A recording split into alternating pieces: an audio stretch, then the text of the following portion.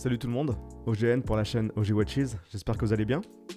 On se retrouve pour une petite vidéo un petit peu différente de ce que j'ai pu proposer jusqu'à maintenant sur la chaîne. Puisque là du coup on est sur un petit unboxing d'une pièce que j'ai reçue il y a quelques jours.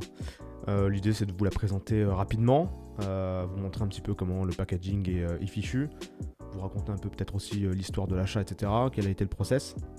Mais surtout pas une vidéo technique, surtout pas une vidéo où on rentre dans le détail. L'idée c'est de garder ça pour les fameuses reviews que j'ai pu proposer, comme j'ai pu proposer en tout cas jusqu'à maintenant. Donc voilà, c'est une vidéo assez chill, elle va pas durer très longtemps, 10-15 minutes grand max. Vous me direz c'est plus long que ce que je fais en général, mais en l'occurrence c'est moins travaillé et beaucoup plus relax, c'est ce que je voulais dire. Du coup, effectivement, nouvelle montre. Une nouvelle montre que j'ai reçue donc il y a 2-3 jours, on est quoi, on est lundi là quand je fais la vidéo et je l'ai reçue samedi. Une montre qui m'a tapé dans l'œil forcément, mais du coup que j'ai financé notamment en revendant une pièce. J'avais une Black Bay Chrono, une Tudor Black Bay Chrono Panda, cadran blanc, que j'ai revendue. Une montre sur laquelle j'avais totalement flashé quand elle était sortie. Le problème étant que trop dur à porter. Trop dur à porter, trop grosse. J'ai pris le temps de tourner des plans séquences de cette montre, donc j'en ferai une vidéo aussi dès que le temps le permet. En ce moment c'est assez compliqué, mais du coup je vous la présenterai aussi en vidéo. Du coup j'ai les vidéos, mais du coup ouais, trop dur à porter, trop grosse, peut-être un peu trop voyante. Et aujourd'hui dans ma collection justement j'essaye de la remanier vers des modèles beaucoup plus confidentiels, beaucoup plus discrets. Il y a beaucoup plus de vintage qui rentre en ce moment dans ma collection aussi, donc c'est pour ça aussi que je me suis séparé de cette Tudor, c'est parce qu'elle remplissait plus le cahier des charges comme on peut dire. Donc voilà, financé grâce à cette Tudor du coup. Je l'ai acheté sur une plateforme du nom de Chronext. Je suis absolument pas sponsorisé, qu'on s'entende, mais je sais qu'il y a aussi beaucoup de néophytes qui me suivent, et donc ça peut être sympa de leur expliquer un peu comment ça fonctionne de ce point de vue là. Chronext c'est une plateforme qui permet en fait d'acheter de la seconde main ou même du neuf, mais du coup à prix un peu plus contenu par rapport au prix retail, au prix boutique. Pour vous donner un ordre d'idée, le prix de cette montre là que je vais vous présenter dans pas longtemps, en boutique il est de 6100 €, et du coup là je l'ai eu à 4600, donc une réduction quand même qui est non négligeable. Vendue comme neuve, c'est une seconde main, mais vendue comme neuve, elle était encore scotchée quand je l'ai reçue. Il n'y a aucune trace d'usure ou quoi que ce soit, donc affaire vraiment très intéressante. Et il n'y a pas que Chronext, il y a aussi Chrono24 qui d'ailleurs est le leader de ça.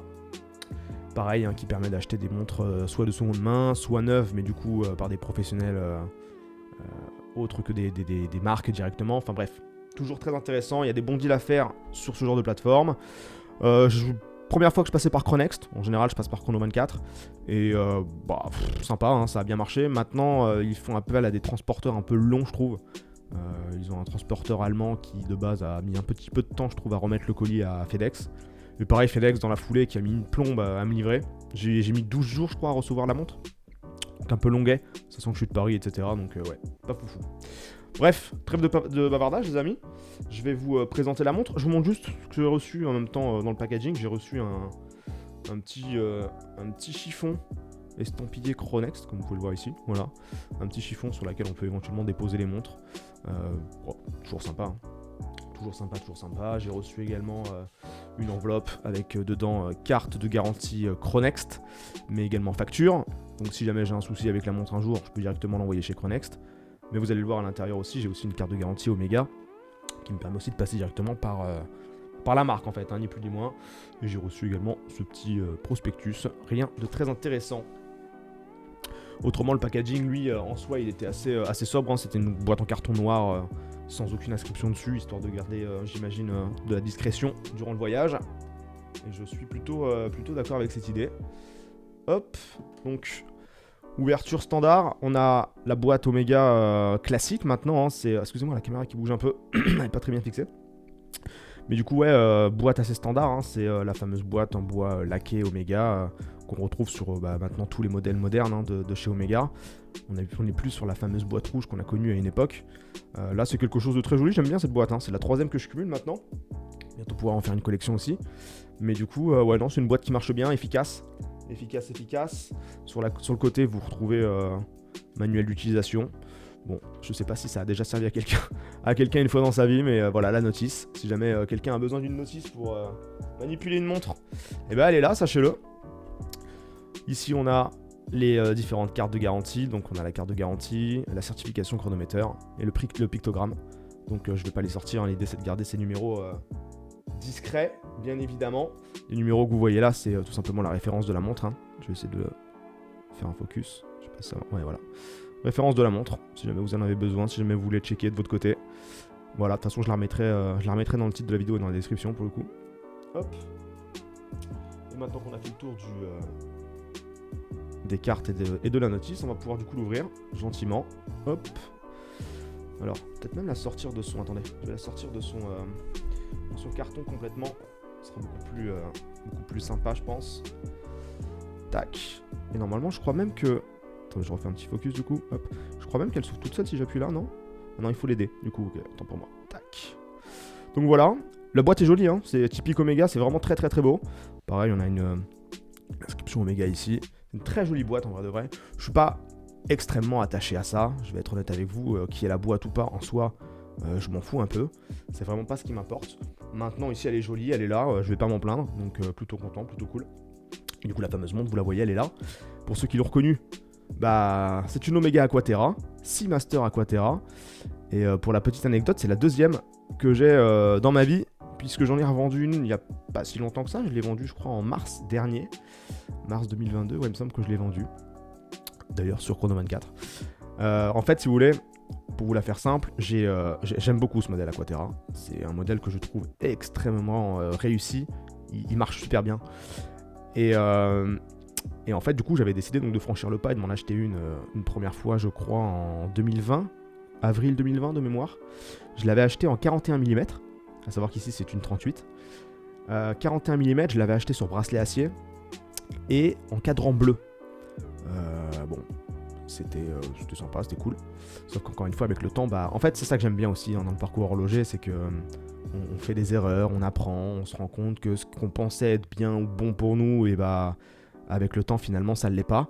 Et du coup, voilà, les goûts se peaufinent, les goûts s'ajustent, et derrière, on revend pour racheter, mais du coup, racheter mieux.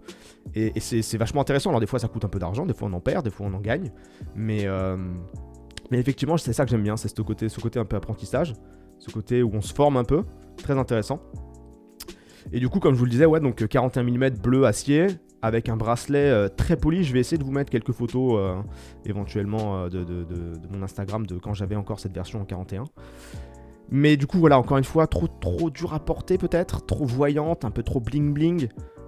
C'était de l'acier, hein, mais pour autant, il n'y a pas besoin que ce soit en or pour que ce soit bling bling. Et d'ailleurs, j'ai tendance à croire que l'or n'est pas bling bling, hein, j'en suis même convaincu.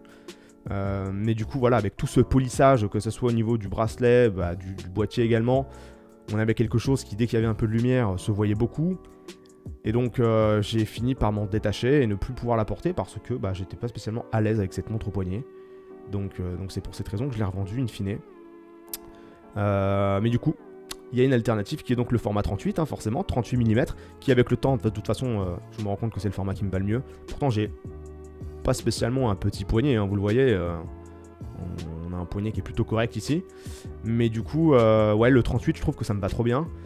Et pareil, du coup, là, je l'ai pris sur bracelet rubber en caoutchouc.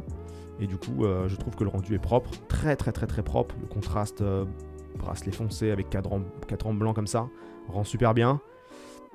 Et je vais d'ailleurs la passer au poignet pour vous la présenter. Donc on est sur une boucle déployante, hein, tout simplement. Hop. Boucle déployante qu'on règle très simplement en fait. Hein, vous le voyez, il y a la petite... Attendez, je vais essayer de zoomer un peu. Enfin, pas de zoomer, pardon, mais de focuser tout ça, voilà. Vous avez les petits trous, les petites encoches. Vous réglez ça en fonction de la taille de votre poignet. Et puis on est bon. On est sur un fond en plus là qui est transparent, ce qui permet d'observer le calibre en plus. C'est le 8800 coaxial d'Omega. Très bon mouvement pour le coup. On est sur une montre qui en plus de ça en 38 mm est plus fine que le modèle en 41. Donc franchement c'est vraiment le combo gagnant. C'est une superbe montre qui à la fois a un côté sport mais qui a également un côté je trouve très chic. Ça se met avec un costard, comme avec un t-shirt, comme avec un sweat, comme avec une chemise. C'est ultra polyvalent, un vrai caméléon en fait, c'est abusé. Et du coup au poignet, sur un poignet qui fait... je crois que mon poignet, il fait combien de mémoire ? 17,5, 17 ? Je sais même plus. Voilà le rendu en 38 mm. C'est c'est masterclass, hein, on va se le dire, c'est masterclass les amis. Très très très content. Alors ça sera juste bien sûr, hop, ce serait pas très esthétique quand ça dépasse, voilà. Du coup, ouais non, c'est vraiment... Je me cherche encore d'ailleurs au niveau de la taille, je sais pas si je dois la desserrer d'un cran ou... Parce que j'aime pas quand les montres sont lâches, en mode elles tombent un petit peu sur le poignet, j'aime bien quand elles tiennent bien quoi. Quand je bouge, ça bouge pas. Et du coup, je me tâte si je dois enlever un cran ou la laisser comme ça. Donc, bon bref, là je vous raconte un peu ma vie, désolé. Mais vous le voyez, le rendu est très bon. Très très très très bon, c'est une très belle montre. Je vais essayer de faire un autre focus, hop là. C'est une montre que je peux recommander à tout le monde, hein. En vrai, si vous aimez les montres dans ce style-là, un peu sport, un peu chic, allez-y, hein. En plus de ça, en 38 mm, c'est vraiment la taille parfaite, je trouve. Très très très intéressante. On est sur une montre 3 aiguilles, hein, tout ce qu'il y a de plus standard, avec un guichet date qui, encore une fois, je trouve très très bien intégré. Hop, enfin, un petit zoom quand même, pour que vous puissiez l'avoir un petit peu dans le détail. Un cadran de type tech, avec des petites striures, vous le voyez. Très très très sympa, très bien réalisé. On est sur des tranches qui sont en acier brossé, ce qui vient un petit peu casser justement ce polissage très présent au niveau de la lunette et de la façade de la montre, hein, ni plus ni moins. Donc non, j'aime beaucoup. Pareil, j'aime beaucoup aussi l'intégration du rubber au niveau du boîtier avec les petits Zenlinks qui sont ultra bien intégrés. Donc ouais, non, très très propre. Boîtier standard Omega, de toute façon, hein, beaucoup d'Omega qui reprennent ce boîtier avec ses cornes, etc.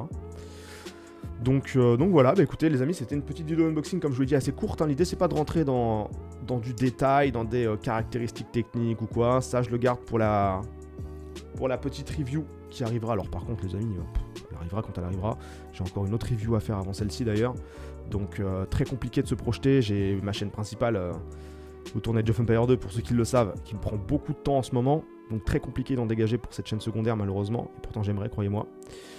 Donc on se tient au courant pour les prochaines vidéos review, rassurez-vous. En attendant, savourez celle-ci. Je vais vous laisser là-dessus, pardon. C'était en tout cas un plaisir de vous retrouver pour une petite vidéo comme ça.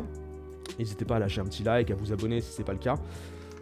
Si vous avez des questions par rapport à la montre, par rapport à je ne sais quoi, n'hésitez surtout pas à les poser en commentaire, je me ferai une joie d'y répondre évidemment.